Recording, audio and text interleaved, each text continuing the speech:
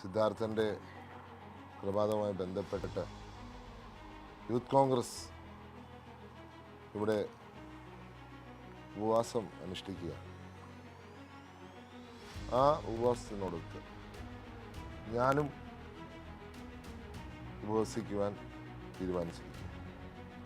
ഇങ്ങനൊരു തീരുമാനം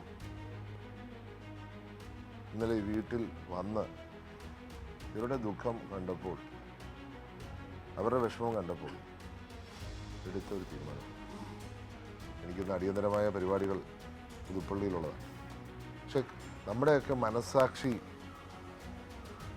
ഞെട്ടിക്കുന്ന വിധത്തിലുള്ള ഒരു കൊലപാതകം കേരളത്തിൽ ഇങ്ങനെ നടക്കുമോ എന്നുള്ളത് വലിയ ചോദ്യമല്ലേ.